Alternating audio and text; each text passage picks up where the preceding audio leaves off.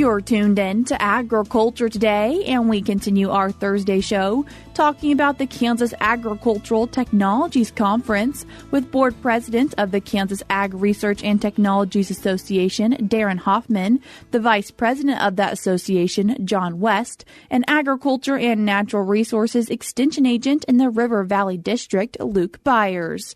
John, Darren, Luke, thank you all so much for taking the time to join us today. Thank you, Shelby. Thank you, Shelby. Darren, what is this Kansas Agricultural Technologies Conference, or also often referred to as KATCON?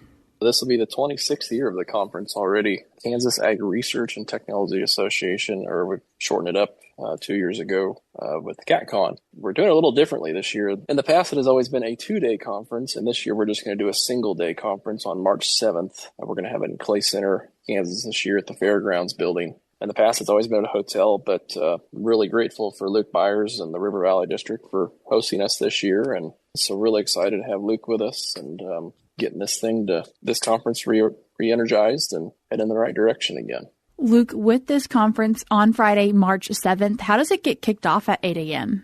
We're going to start things off getting people who have signed up, registered, and with all the materials that they'll need for the day. And they'll be able to enjoy for the first hour or so a trade show with a great lineup of exhibitors that we're going to be having there who have not only been generous enough to contribute financially to the day's program, but also will provide some networking opportunities for all of the participants and farmers that'll be there. And who is the first presentation going to be by that's titled Different Management Zones and Variable Rate Applications? That will be presented by Dr. Deepak Joshi, hired back in May. And he has a background from South Dakota State University, doing a lot of research up there before having a short stint at Arkansas State. This is the first time we've had an extension specialist specifically geared towards precision agriculture. So I think he's going to have a lot of interesting and valuable information to share with our participants. What is the next presentation and who is doing it? We're going to be bringing in Dr. Darren Rudnick, who has been heading up the K-State TAPS program, the Testing Ag Performance Systems, which really gives kind of an easy window for a lot of producers around the state to implement some of their ideas in row crop production agriculture. And so he's been heading up that program. So he's going to be discussing that program and providing some opportunities to some of the attendees.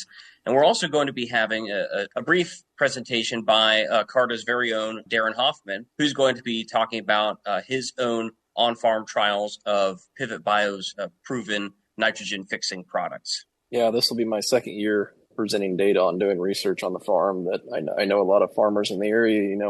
You have a company say, hey, this is what our product does, and this is what you're going to get out of it. Well, most farmers are pretty skeptical of that. So CARTA's always been really good about having some of the members take some of these products, test them, and bring it before the conference and say, hey, this is how it worked for me. This is how it didn't work. This is some issues I struggled with it. So it's always really great to get some of these products, and it's great for the membership to get to see that and receive that information.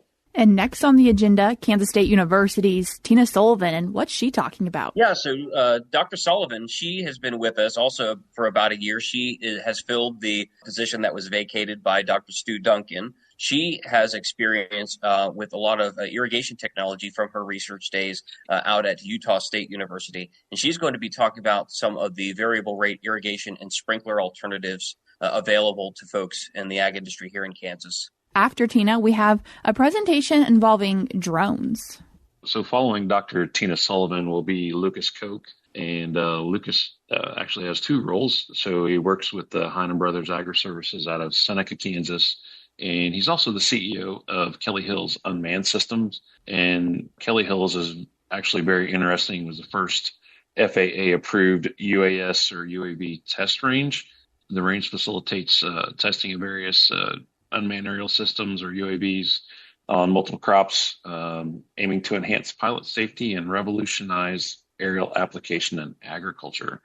Hopefully, weather permitting, Lucas will also have a very nice display of us as Heinemann Brothers and Kelly Hills. They are the first U.S. operators of the Pica Pelican.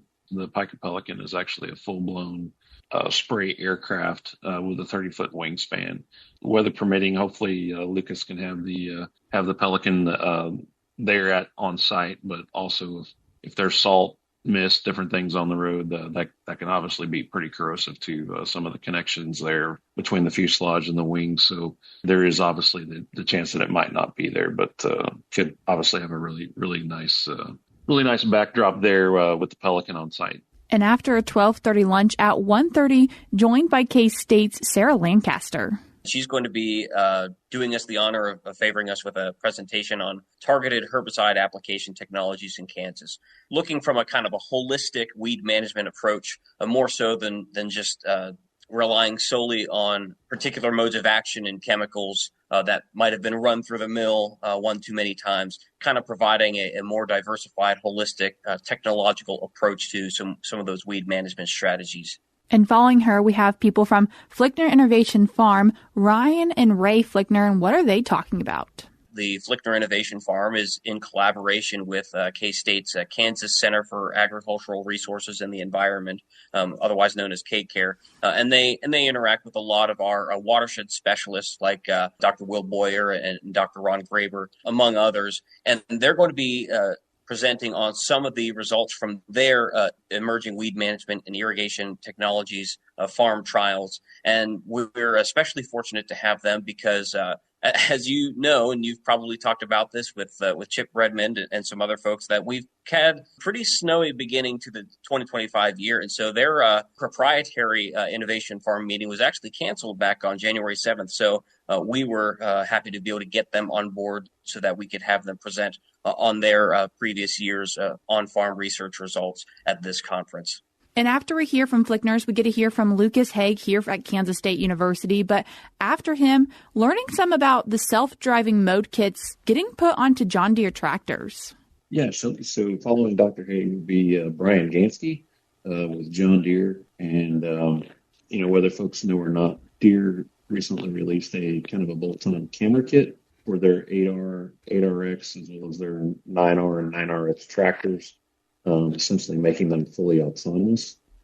So really excited to learn more about that. And obviously there's, probably some confidential information as far as the Deere tech pipeline goes, but Brian has also promised to, not only talk about their autonomous camera kits, but also kind of give us a peek into Deere's tech pipeline, kind of what might be leading edge and maybe even bleeding edge of what's to come here in the coming years. And the day wraps up with the keynote speaker, Dr. Wes Lowe. Following Brian Gansky, we're incredibly privileged and excited to have Dr. Wes Lowe from Mississippi State University. I had the privilege of meeting Dr. Lowe at the Oklahoma State Winter Crop School in December of 23, presenting on, similar data. Obviously, there's, been nearly another year and a half's worth of work going on there at Mississippi State and Dr. Lowe, but what he'll mainly be talking about is high-speed planter data. So he's got a lot of data regarding primarily soybeans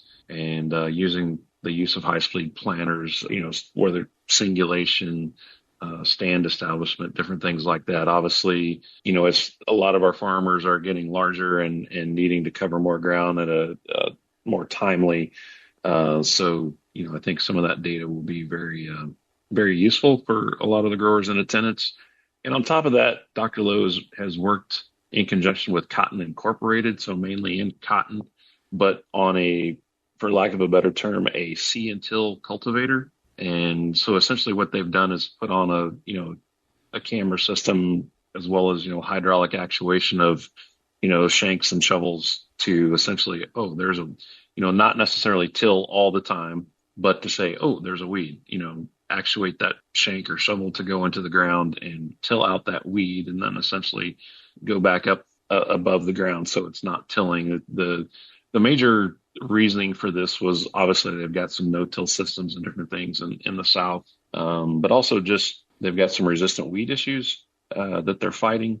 So it's really cool, and that's one of the major points of that project was that it is something that any farmer with a little bit of know-how and elbow grease could create on their own farm.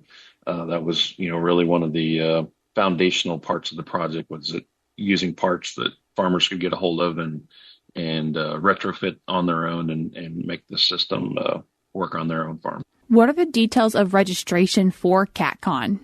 Shelby, people can go online to ag-online.org to get registered. They can do it on there. That's the easiest way to do it. It is $75 just to attend this year, and to have a membership included, it's $125. And if students would like to attend, it is $25, and that includes your lunch and dinner and registration for the event. John, Darren, Luke, I appreciate you all taking the time to join us today. All right. Thank you, Shelby. Shelby, thank you, and definitely looking forward to the conference here in a few weeks. That was Board President of CARTA, Darren Hoffman, Vice President John West, and Agriculture and Natural Resources Extension Agent in the River Valley District, Luke Byers. In today's show notes on agtoday.net, I will put the link if you'd like to find out more information or get registered. We're cutting to a short break now on Agriculture Today, but